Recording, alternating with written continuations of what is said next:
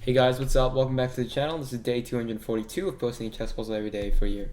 And this one is white to move. Black just moved the knight from d2 to b3. This is a mistake. Please pause the video now, comment down below white to move and win. So this puzzle is a little bit more different than usual since it's a very, well, it looks very simple, but it's not that simple. But if you think about it logically, you can pretty much deduce the moves pretty easily. So the knight's on b3. It has two escape squares right now, c5 check and c1 check.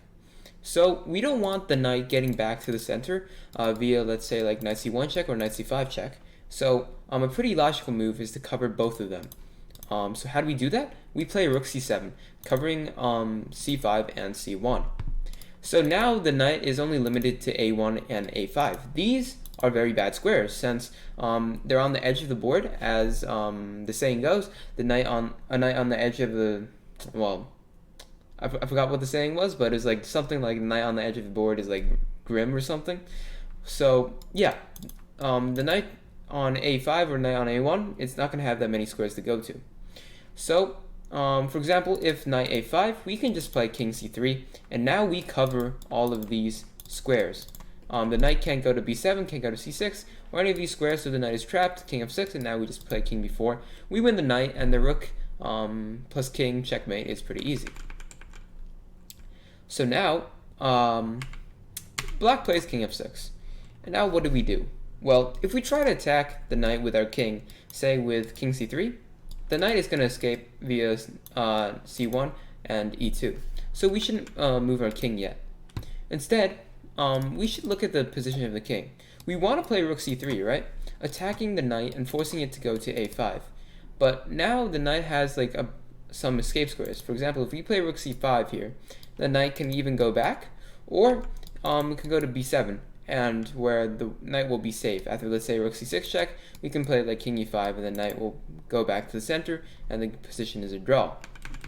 But instead, so we want to make rook c3 work, right?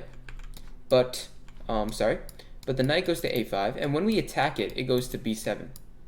So the king's position is very close to where we want it to be. We want the king to be on the 7th rank, so that when we play rook c7, it will be with check, and we take the knight. We also want it to be on the 5th rank here, because then we can play rook c5 check, and winning the knight again. So before we play rook c3, we just throw in this little check here. Rook c6 check. If the king goes to e7, let's say, we play rook c3, right? If knight a5, we play rook c5. And if the knight goes to b7, rook c7 check, we win the knight, easy. And so the knight has to go back to b3, and now we just force it to go to a1 or c1 now. So we just play rook b5. Covering the a5 square, the c5 square, the knight is forced to either go to c1 or a1. Knight c1 check, we can play king d2 or king c2. Notice how the knight can't go to e2 with king c2 because the rook e5 check. So that's another reason why rook c6 check is pretty important.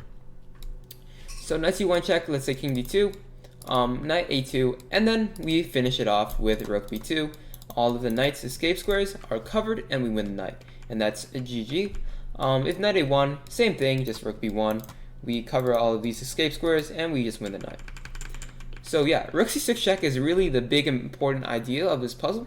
If you don't see it, you won't be able to finish the puzzle, because just noticing how king f5, for example, rook c3, and you can exploit the king placement for checks to win the knight with your rook. And so I thought that was a really interesting puzzle, and I wanted to share it with you guys. And let me know what you thought of it. Comment down below if you got it.